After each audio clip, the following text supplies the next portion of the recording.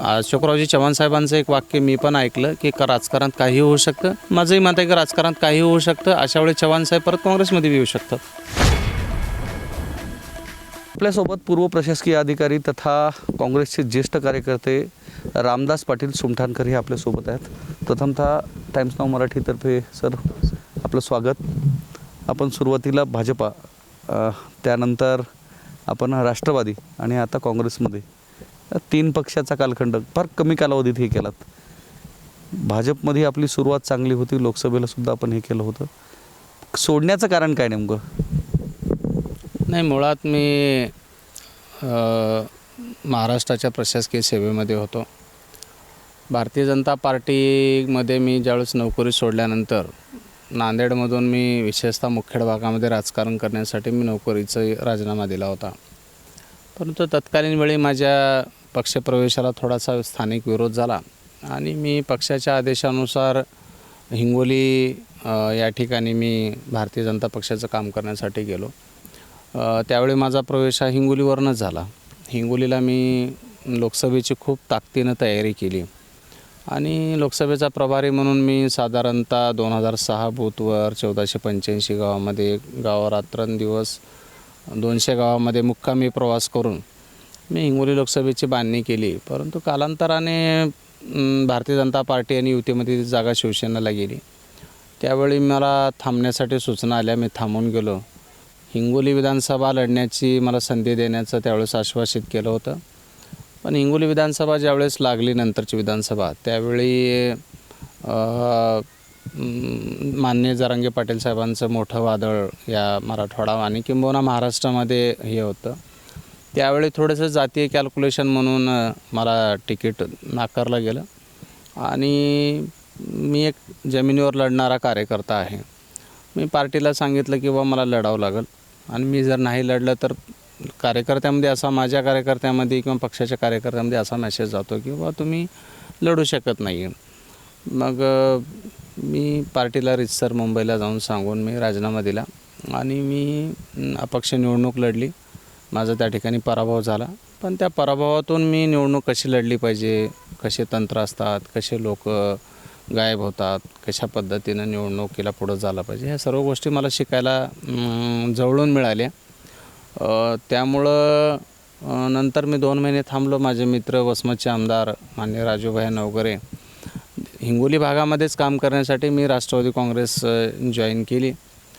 परंतु राष्ट्रवादी सोडण्याचं कारण मूळ तसं काही नव्हतं. तर मी माझा भूभाग बदलला. आगामी 2029चं मतदारसंघाचं पुनर्रचना आणि मी ज्या भागात लहानाचा मोठा झालो त्या देगलूर मुखेड भागामध्ये आपले सर्व नेटवर्क संपर्क ताकद आहे. म्हणून मी त्या भागात गेल्यानंतर तिथं मी माझे जे काही मित्र, जिवलग मित्र ते सर्व ते राष्ट्रीय काँग्रेसमध्ये आमची फळी होती, मोठी टीम होती. त्यामुळे मी राष्ट्रवादी आणि इतर पक्षातले आम्ही सर्वजण मिळून 8 रनिंग नगरसेवक, 4 माजी नगराध्यक्ष, 21 माजी नगरसेवक असे 30-32 जणांची टीम आम्ही भारतीय राष्ट्रीय काँग्रेसमध्ये प्रवेश केला आणि देगलूर भागामध्ये आज माझं काम, देगलूर, मुखेड, लेंडी आणि मन्याडच्या भागामध्ये माझं भारतीय राष्ट्रीय काँग्रेसचं काम चालू आहे. आता आपण आपला प्रशासनातला अनुभव, प्रशासनातला अधिकारी म्हणजे त्याला जातपात न शिवलेली, प्रत्येक जाती धर्माचा माणूस समान, त्या प्रत्येकाचं काम करणे आणि त्या ह्याच्यानुसार आपलं कर्तव्य समजून ते पुढं जाणे, हे प्रशासनातल्या अधिकाऱ्याचं काम असते. मात्र या प्रशासनातलं निपक्षपाती, जातीभेद न करणारी गोष्ट सोडून तुम्ही पक्षपाती राजकारणामध्ये का प्रवेश केला?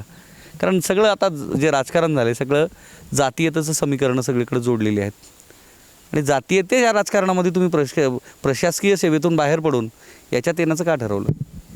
नाही, मुळात काय, कामाची व्याप्ती आहे. प्रशासकीय नोकर तो कलेक्टर असो की कोतवाल असो, तो पब्लिक सर्वंट आहे, तो नोकर आहे शासनाचा. तो वेतन घेतो त्याचं आणि वेतनाच्या बदल्यात तो काम देतो आणि शासनाच्या धोरणाची अंमलबजावणी करण्याचीच फक्त त्याच्यावर जबाबदारी आहे. पण शासन धोरण निर्मिती करणारा हा घटक वेगळा आहे. मला एका व्यापक क्षेत्रात काम करायचं आहे आणि मला शासन धोरण निर्मिती करणाऱ्याच्या त्या ठिकाणी मला जायचं आहे आणि त्या फळीमध्ये मला जाऊन मला काम करायचं आहे. आणि सत्य आहे की प्रशासनामध्ये तुमच्या जातीपातीच्या आरक्षणाचा विषय जरी असला तरी तुमच्या गुणवत्तेवरती तिथं तुमचं सिलेक्शन होतं आणि राजकारणामध्ये इलेक्शन होतं. तिथं नियुक्ती निवड केली जाते, इथं निवडणूक असते. आणि राजकारणामध्ये जातीपाती या 100% असतात का? असतात. इलेक्टिव्ह मेरिट मोजत असताना त्या माणसाची जात मोजली जाते. हल्लीच्या काळामध्ये तर राजकारणामध्ये तो मोठ्या प्रमाणात प्रघात निर्माण झालेला आहे. परंतु महत्त्वाकांक्षांनी लढण्याची जमिनीवरली प्रवृत्ती असेल, 24 तास तुम्ही लोकात डिवोटेड असाल, तर मला वाटत नाही ती पण लढाई फार काही कठीण आहे. लोक तुम्हाला स्वीकारतात.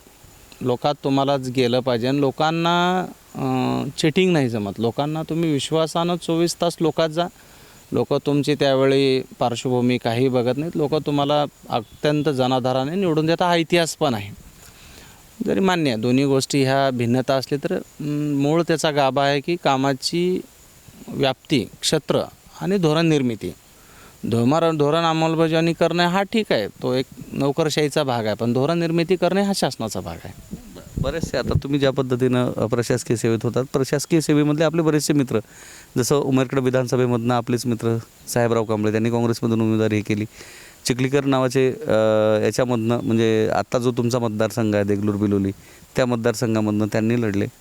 त्याच्यानंतर लातूरमध्ये सुद्धा जे ते तर आमदारही झाले, कारण ते मुख्यमंत्री देवेंद्र फडणवीस यांचे स्वीय सहाय्यक होते आणि ते आमदार पण झाले. असे बरेचसे प्रशासनातील लोक आहेत. आता तुमचा जो कालावधी पाहिला, 3 वर्षात 3 पक्ष, वैचारिक गोष्ट जी आहे तर सुरुवातीला तुम्ही म्हणजे ज्या पक्षामध्ये हिंदुत्व चालतं, हिंदुत्वाचं राजकारण पूर्ण देशभर केलं जातं, ते पक्षाच्या विचाराशी तुम्ही सहमत होऊन त्याच्यासोबत कालावधी घातला. लोकसभा, विधानसभा आणि नंतर लागलीच तुम्ही सेक्युलर कम हिंदुत्ववादी समजण्यात आल्याने राष्ट्रवादी काँग्रेस, म्हणजे तो न्यूट्रल असणारा पक्ष तर त्याच्यामध्ये आलेत आणि नंतर सेक्युलर असणाऱ्या काँग्रेसमध्ये आपण आलेत. एकदम 3 वर्षामध्ये 3 ठिकाणी 3 वैचारिक बदल हे एकदम कसे घडले? नाही, मुळात विचारधारा हा पक्षाचा पाया असतो. पण आत्ताच्या मागच्या 5 वर्षाचा जर ट्रेंड तुम्ही पाहिलात तर विचारधारा हा कुठला पक्ष जपतो?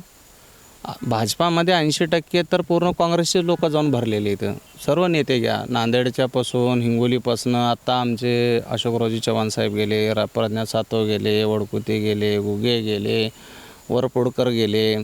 तुम्ही इथून जर लाईन लावली तर 80% लोक हे मग कुठं विचारधारा त्यांची आलेली आहे. माझ्या राजकारणाची व्याख्या वेगळी आहे. मी सत्ताधारी आणि सत्ताविरोधी या दोनच गोष्टीला महत्त्व देतो. एकतर तुम्ही सत्तेत राहणं वेगळं आणि सत्तेच्या विरोधात राहणं, विरोधी पक्षात राहणं वेगळं. राष्ट्रीय पक्षात काम करणं हे त्याची मजा वेगळीच असते. भारतीय जनता पार्टी हे प्रखर हिंदुत्वावर जरी आधारित असले तर तिचं आता भेसळीकरण मोठ्या प्रमाणात झालेलं आहे. हे नाकारता येत नाही. निष्ठावंत जे कार्यकर्ते होते त्यांचे काय हाल आहेत हे आपण आता न बोललेलं बरं. आजपर्यंत त्या कार्यकर्त्यांना आपली सत्ता येऊ द्या किंवा सत्ता यावी असं सांगितलं जायचं. आता सत्ता आल्यानंतर सत्तेत कोण बसलं हे मी तुम्हाला मराठवाड्यातले काही जिल्ह्यातलं उदाहरणं दिलं तर वेगळं काही सांगायला नको. आणि राहिला माझा प्रश्न की मी भारतीय जनता पार्टीला 3 वर्षानंतर काम करून मी स्पष्ट सांगितलं मी लढणारा कार्यकर्ता आहे, मला संधी लागणार आहे. संयम असावं का असावं? संयम कधी असावं की तुम्ही संधी देणार असाल तर संयम असावं. तुम्ही आमच्याशी जर काम तर थोडक्यात गेम करताय किंवा तुम्ही संपवताय, पॉलिटिकल गेम करताय तर ते कार्यकर्त्याने धूर्त असला पाहिजे, तोही तिथं संधी शोधला पाहिजे असं माझं ठाम मत आहे.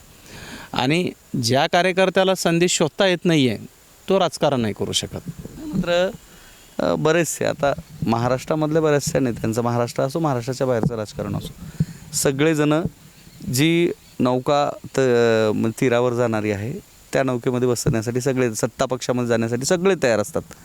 मात्र ज्या काँग्रेसची बुडती नाव आहे असं बोललं जातं, जरी आज राहुल गांधी बॅटिंग करत असतील देशाच्या सर्वोच्च सभागृहामध्ये, तरी राज्यातली परिस्थिती पाहिली काँग्रेसची तर बुडतीच नाव म्हणायला लागेल.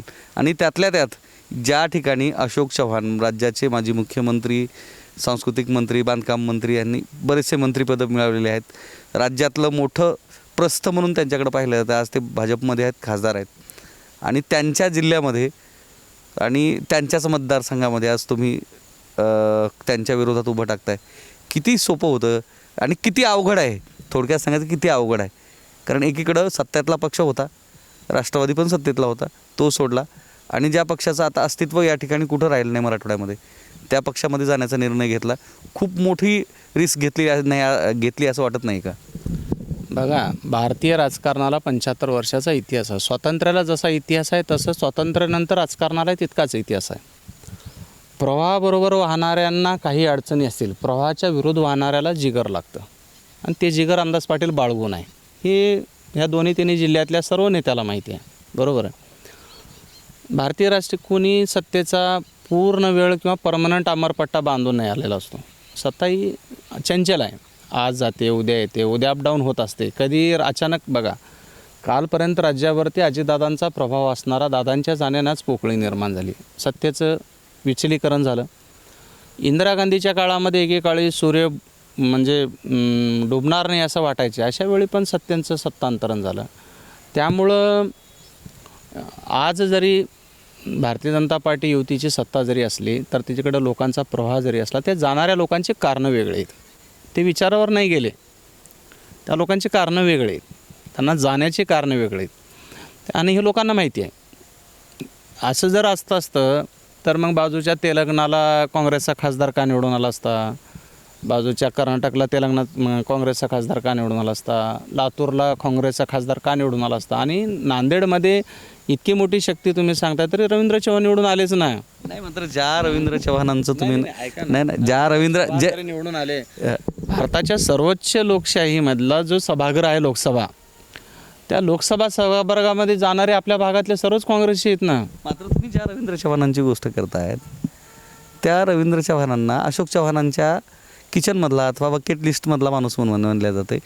कालच्याच नगरपालिका इलेक्शनमध्ये म्हणजे शिवसेनेच्या जी शिंदेंची शिवसेना आहे त्यांच्या लोकांनी यांची शुभेच्छा करणारे बॅनर लावले होते मुखेडमध्ये आणि त्यांच्या भाजपामध्ये जाणार असल्याच्या चर्चांना बरंचसं उदाहरण आलेलं पाहायला मिळते. त्यांची जवळीकता, वाढती जवळीकता जी आहे, त्यांच्या वडिलांची होती जवळीकता अशोक चव्हाणांशी, मात्र त्यांची आत्ताच्या काही कालावधीमध्ये जी अशोक चव्हाणांशी वाढती जवळीकता आहे आणि त्याच्यावरून ज्या चर्चा चालू आहेत की ते भाजपामध्ये येणार, त्यात कितपत सत्यता आहे?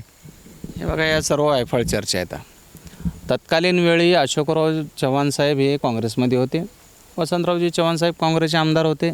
आपल्या जिल्ह्याच्या शीर्ष नेत्याशी त्यांचं संबंध असणं अत्यंत आवश्यक आहे. माझे संबंध मी ज्यावेळेस भाजपमध्ये होते त्यावेळेस फडणवीस साहेबांशी होते, गिरीश महाजनचे माझे अत्यंत जवळीकतेचे संबंध होते. हे बघा, त्या पक्षात तो व्यक्ती काम करत असताना त्या नेत्याशी संबंध असू नये असं कसं आहे? असले पाहिजे. आणि दुसरी गोष्ट, एखादा कार्यकर्ता नात्यातला असेल, मित्रत्व असेल, कार्यकर्ता असेल, तो जर निवडून आला असेल आणि त्याला वाटलं की त्यांनी टाकताना सर्वांच्या फोटो टाकले असतील, पण रवींद्र चव्हाणांनी काँग्रेसच्या अत्यंत पडत्या काळामध्ये सर्व सोडून गेले असताना अत्यंत तरुण वयामध्ये त्यांनी सर्व तरुणांना, ज्येष्ठांना एकत्र घेऊन काँग्रेस नांदेड जिल्ह्यामध्ये टिकवून ठेवली. आणि तुम्हाला मी उदाहरण देतो की देगलूर नगरपालिकेचंच उदाहरण देतो मी.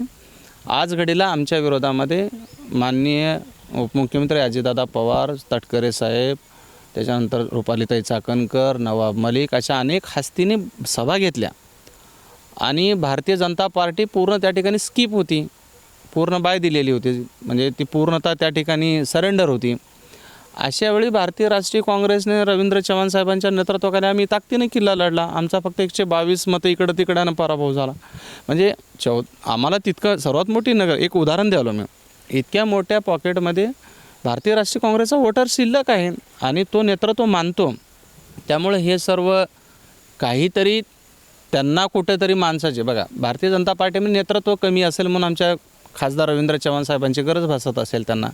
आणि रवींद्र चव्हाण साहेब हे, मी जितकं चव्हाण साहेबांच्या जवळून मी आज काम करतो आहे किंवा मी त्यांच्या वडिलाकडे मी काम केलेलं आहे, मी ओळखतो जवळून की आमचे खासदार हे मजबूत आहेत आणि भारतीय राष्ट्रीय काँग्रेसचा ते बालेकिल्ला टिकवून ठेवण्यासाठी भविष्यातही चांगल्या मजबूत. हे ज्या चालल्या त्या सर्व नेरेटिव्ह आहेत, ते पसरवलेल्या चर्चा आहेत. त्या हीच गोष्ट मी स्वतः ज्यावेळेस अशोक चव्हाणांविषयीच्या चर्चा होत्या त्यावेळेस हाच प्रश्न मी अशोक चव्हाणांना विचारला होता आणि त्यांनी हे जे तुम्ही उत्तर दिले त्याच पद्धतीनं उत्तर दिलं होतं की काँग्रेसचा बालेकिल्ला आणि मी कायमस्वरूपी काँग्रेसमध्ये राहील.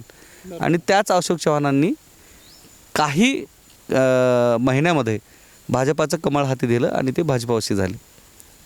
तर ही चर्चा असं वाटत नाही का कुठंतरी सत्यात उतरेल? असे कितीतरी लोक आहेत.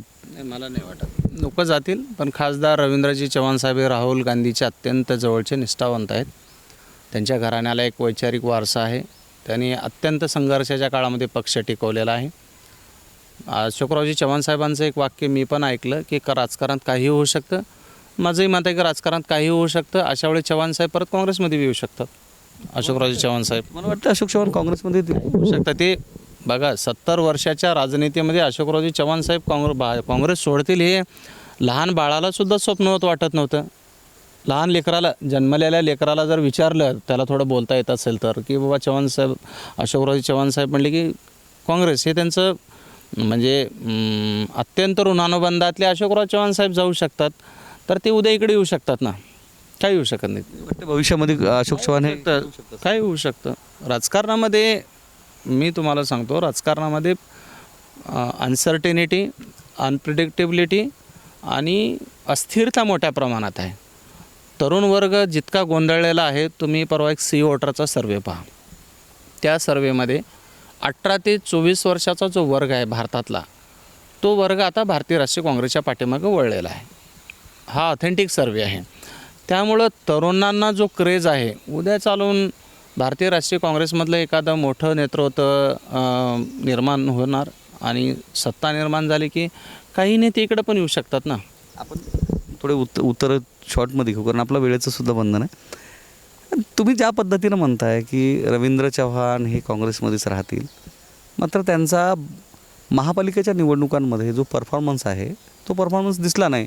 ज्या महापालिकेमध्ये कधी काळी 41 नगरसेवक होते, आज केवळ युतीमध्ये असणारे 25 नगरसेवक काँग्रेस आणू शकली. आणि जो परफॉर्मन्स होता अथवा काँग्रेसचं जे काम होतं ते कुठंतरी खालवल्यासारखं दिसलं. एवढंच नाही, त्यांच्या नगरसेवकांचे म्हणजे माजी महापौरांचे बरेचसे ऑडिओ क्लिपसुद्धा व्हायरल झाले अशोक चव्हाणांच्या सोबतचे. अशोक चव्हाण यांचं रवींद्र चव्हाणांनीच काँग्रेसचे कार्यकर्ते जे आहेत, जी नगरसेवक आहेत, ती MIMमध्ये पाठवल्याचा आरोप झाला. आणि त्यानंतर तर सर्वांसमक्ष आहे, पहिल्यांदा ज्या महापालिकेवर गेल्या 40 वर्षापासून काँग्रेसची एखादी सत्ता होती, त्या ठिकाणी आज भाजपची सत्ता आहे. मग त्याला काय म्हणायचं? नांदेड महानगरपालिकेच्या निवडणुकीमध्ये मी स्वतःही साहेबांच्या सोबत होतो. बघा, आजही जर आमचे जे निवडून आलेले 10 नगरसेवक आणि MIमध्ये गेलेले जे नगरसेवक होते ते भारतीय राष्ट्रीय काँग्रेसचे, तिकडे 14 गेल्यापैकी 12 आमचे निवडून आलेत.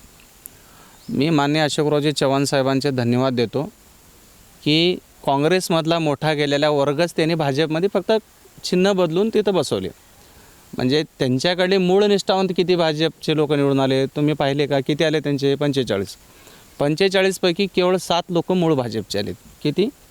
7च. एक कमी आहे, पुन्हा तुम्ही एक जास्त सांग. नाही, 6 असतील, 6 धरा. बाकीचे लोक कोणाचे आहेत? काँग्रेसचेच आहेत. म्हणजे भट्टी कोण तयार केलेली होती? काँग्रेसचेच. आता जर मी आदरणटी नेऊन खुर्चीवर बसवले त्यांना, तर ते काँग्रेसचेच लोक आहेत. हां, ठीक आहे. एखाद्या मोठ्या नेत्याचा परिणाम निश्चितच होतो, मी होत नाही असं म्हणत नाही. एखाद्या मोठ्या नेत्याने, अशोकरावजी साहेब हे तुल्यबळ नेते होतेच, मान्यच करावं लागतं. त्यांच्या वडिलांचं, त्यांचं नांदेड जिल्ह्यांसाठी मोठं योगदान आहे. मी नाही, माझ्यासारखं आम्ही तरुण कार्यकर्ते काही गोष्टी त्यांच्याकडून शिकण्यासारख्या आहेतच. परंतु एखाद्या नेत्याचा परिणाम होत जरी असला तरी अशोकरावजी साहेबांनी भाजपमध्ये जाऊन भाजपच्या निष्ठावंतांना निवडून आणलं असतं तर आम्हाला कळालं असतं की किती ते यशस्वी झाले. आहे तर रेडीमेड पार्सल इकडून तिकडं नेणे, तिकडून त्याला कुंकू लावून भाजपवासी करणे, हे काही यश नाही आहे. पण ठीक आहे, आता ते जिंकलेले आहेत. त्यामुळं तशी आजही माझ्या अभ्यासानं 81 पैकी 62 नगरसेवक भाजपचे जे काँग्रेसमधले आहेत ते काँग्रेसच्या भट्टीतले आहेत. किती? 62. शेवटचे 2 प्रश्न. तुम्ही राष्ट्रवादीचा कार्यकाळ केवळ 7 महिन्याचा काढला आणि त्यामध्ये तुम्ही सांगितलं की वसमत विधानसभेचे जे आमदार आहेत राजू भैया नवघरे यांच्या प्रयत्नानं तुम्ही त्यांच्यासोबत गेलेत. राष्ट्रवादीमध्ये केवळ 7 महिने राहिलेत. मात्र ज्या पद्धतीचे राष्ट्रवादीमधले आरोप होताना पाहायला मिळतात कालच्या तारखेमध्ये, BD बांगर यांनी आरोप जे केले की राजू नवघरे हे स्वतः एक हाती सत्तेचं समीकरण ठेवून स्वतःचं वेगळं अस्तित्व तयार करण्याच्या तयारीत, पक्षाचं नाव न घेता स्वतःच्याच राजू नवघरे प्रतिष्ठानच्या वतीनं काम करताना पाहायला मिळतात. आणि त्यामुळं बरेचसे कार्यकर्ते नाराज झालेले आहेत. एक आणि जे बांगर आहेत आमदार संतोष बांगर आणि त्यांचं जे निवडणुकीमधलं जे साठवलोट आहे ते बऱ्याच जणांना पटलं नाही, जसं कळमनुरी नगरपालिकेमध्ये घडलं आणि वसमत नगरपालिकेमध्ये. तर त्यावरून बरेचसे कार्यकर्ते बाहेर पडले. कालचीच घटना आहे. हे BD बांगरांचे आरोप आहेत. त्यामुळं तर तुम्ही बाहेर पडले नाहीत या सगळ्या अशा राजकारणामधनं. नाही, हा प्रकार परवाला घडलेला आहे. मी राष्ट्रवादी ही केवळ माझा भूभाग बदलल्यामुळं मी सोडला. त्या भूभागामध्ये मला जे काम करायचं होतं एका राष्ट्रीय पक्षात काम करायचं होतं. मी हिंगोली सोडून देगलूरकडे गेलो आणि देगलूरमध्ये मला जे माझे मित्र, जे माझे कार्यकर्ते, जे मला जीव लावणारे किंवा मला स्कोप वाटला, त्या ठिकाणी मी भारतीय राष्ट्रीय काँग्रेसमध्ये हे अगोदर गेलेला आहे.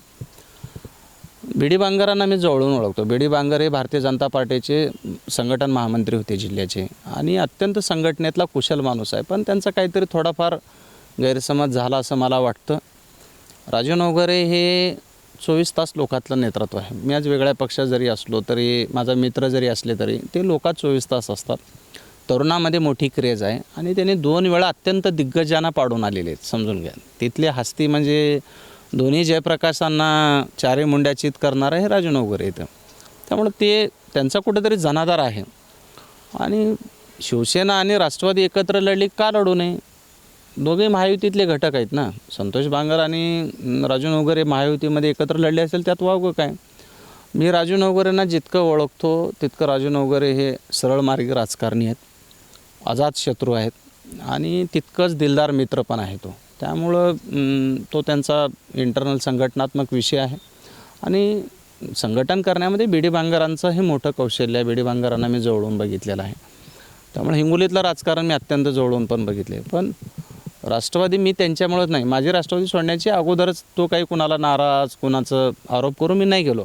माझी एक दिशा ठरली की आपण एक प्रवाहाच्या विरोधात जाऊन म्हणा किंवा एक सत्तेतला संघर्ष म्हणजे तिकडं आणण्यापेक्षा आपण या माध्यमातून संघर्ष करून भारतीय राष्ट्रीय काँग्रेस आपल्या भागामध्ये बालेकिल्ला बनवू, या उदात हेतूने मी कार्यकर्ते घेऊन 30 नगरसेवक फोडून घेऊन गेलो. मी किती 30. आज माझ्या विरोधामध्ये, आमच्या विरोधामध्ये, आमच्या सर्व टीमच्या विरोधामध्ये अजितदादा पवारसारख्यांना, उपमुख्यमंत्री दादांना आणि त्यांच्या टीमला घ्यावं लागल्या, इथल्या जिल्ह्यातल्या नेतृत्वांना बसावं लागलं. तरी आम्ही 122 इकडं तिकडं आम्ही लगानसारखी आम्ही लढली. त्यामुळं तो भाग पूर्वीचा आहे आणि राष्ट्रवादीतला जो विषय दोन्ही ठिकाणच्या गोष्टी वेगवेगळ्या येतात. असं कधी वाटत नाही का की तुम्ही भाजप म्हणजे शिस्तीचा पक्ष म्हणून ओळखला जातो आणि त्याच्यात संयमही लागतो.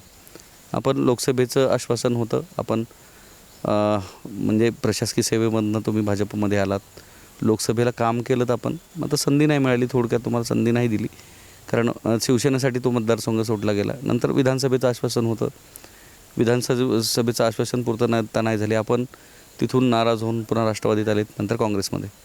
मात्र हे संयम न ठेवल्यामुळं जे राज्यसभेचं रामराव अडकू त्यांचं जे राज्यसभेवरची जी वर्णी आहे ती तुमची लागली असती, हे असं वाटत नाही का की संयम नाही ठेवल्यामुळं आपलं नुकसान झालं?